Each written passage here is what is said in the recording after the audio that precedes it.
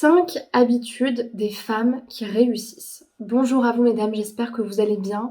Je suis super heureuse de vous faire cette vidéo parce que c'est un sujet qui me parle énormément. Dans cette chaîne, on parle d'amour de soi, on parle de relations, mais ce qui est très important pour pouvoir avoir des relations saines, c'est notre équilibre personnel et ça passe notamment par l'équilibre à l'intérieur de nous, notre estime de nous-mêmes et puis notre alignement dans les sphères de notre vie et notamment dans notre vie professionnelle parce que c'est quand même un domaine où on s'exprime, où on passe de notre temps et quand on a justement des rêves, c'est important de pouvoir les développer. Donc pour moi, parler de réussite, parler d'accomplissement, de succès, ça a toute sa place dans un travail sur l'estime de soi. Je m'appelle Chloé Mercart, je suis coach, maître en programmation neurolinguistique et hypnothérapeute et je vous aide à déployer votre puissance personnelle et votre lumière depuis 2019 pour que vous soyez plus épanoui dans vos relations amoureuses et que vous appreniez à vous aimer.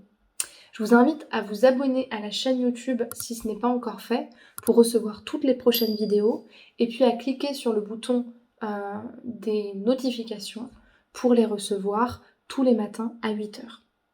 Sachez qu'une formation est disponible pour toutes les femmes célibataires qui cherchent l'amour et qui veulent arrêter de reproduire les mêmes schémas avec les hommes tout en travaillant sur leur estime d'elles-mêmes. Et pour avoir cette formation, je vous invite à aller dans la description de la vidéo, à cliquer sur le deuxième lien qui correspond à cette formation et justement à pouvoir le remplir pour recevoir la formation par mail. Pour vous donner justement les 5 habitudes des femmes qui réussissent, je vais vous donner l'exemple d'une femme que j'accompagne encore à l'heure où je vous tourne cette vidéo et que je trouve vraiment très très inspirante sur le sujet. C'est une femme qui est dirigeante d'une grande société et qui justement a ces 5 habitudes. Et ces 5 habitudes lui permettent d'être particulièrement performante et d'être très alignée sur ce qui est important pour elle. Ne perdez pas de vue que c'est pas parce que vous êtes focalisé sur votre carrière et sur vos rêves que vous êtes une femme qui fait peur aux hommes nécessairement et que vous êtes incapable d'avoir une relation sérieuse. C'est juste que là, on va justement s'intéresser à ces habitudes-là. Il faut aussi avoir en tête que réussir, c'est pas juste réussir professionnellement, ça peut être réussir dans n'importe quel projet.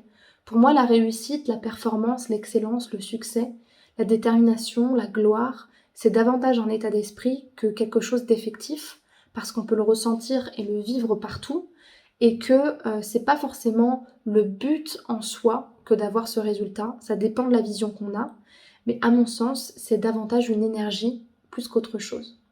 Donc ça dépend vraiment du projet, ça peut vraiment être assez large, tout dépend de ce qui est vrai et juste pour vous.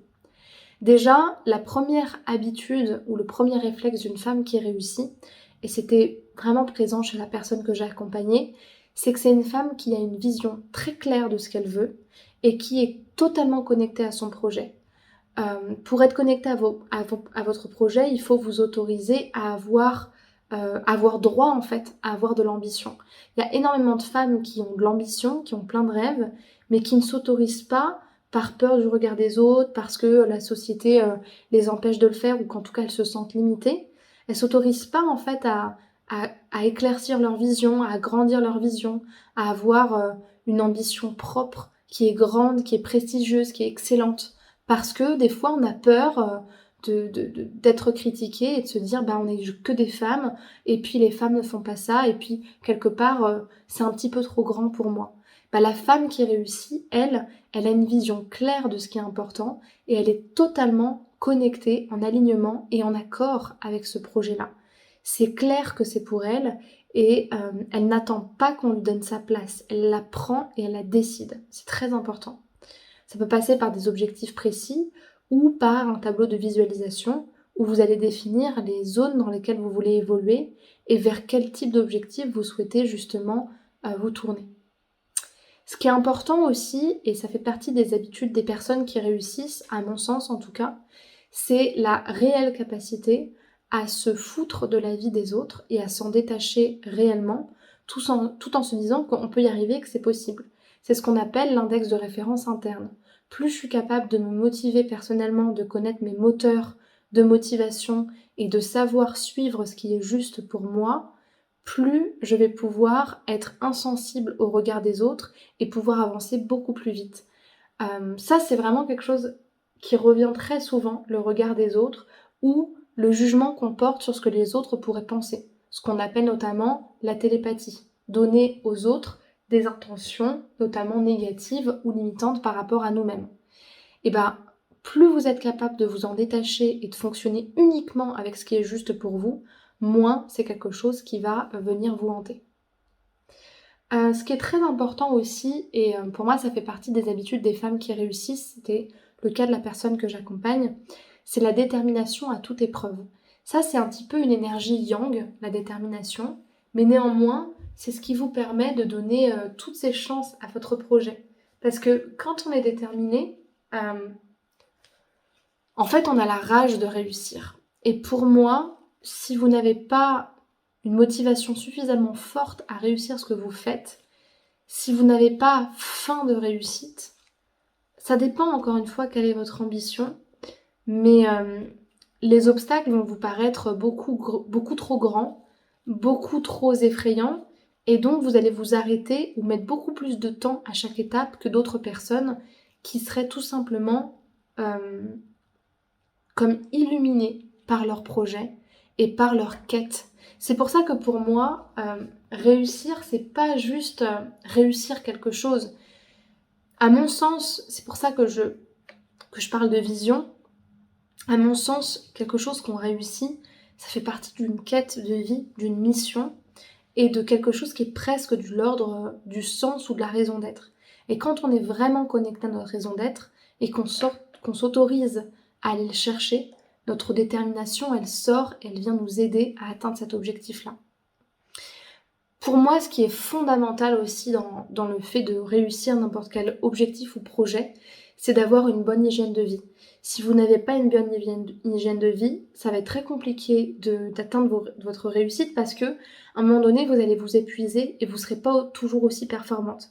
Si vous dormez pas assez, si vous mangez pas bien, si vous ne faites pas d'exercice physique minimum, si vous n'avez aucune hygiène mentale, on va en parler à la fin, dans la 5e habitude, mais que finalement vous tenez un petit peu sur un fil sans réellement savoir comment vous maintenir dans cette performance, un petit peu comme un sportif de haut niveau qui s'entretiendrait, ça risque en fait de s'accumuler, de vous épuiser et de finir par totalement se couper parce que vous n'aurez aucune limite entre votre projet et le temps dont vous avez besoin pour vous recharger les batteries notamment. Parce qu'il ne faut pas oublier qu'une réussite, ça dépend de quoi on parle, mais en tout cas, une quête comme une mission de vie ou comme un projet, ça prend du temps. C'est comme un marathon. Donc si vous vous ébrouillez toutes vos cartouches et que finalement vous n'avez plus aucune ressource pour croire en vous, ça risque justement de vous décevoir et de vous décourager énormément. Et puis pour terminer, pour moi, une des habitudes les plus importantes des femmes qui réussissent, je dis des femmes mais ça peut être des hommes, c'est la capacité de prendre conscience de ce qui vous limite et de le remettre en question pour trouver une croyance ou un comportement plus permissif et plus aidant.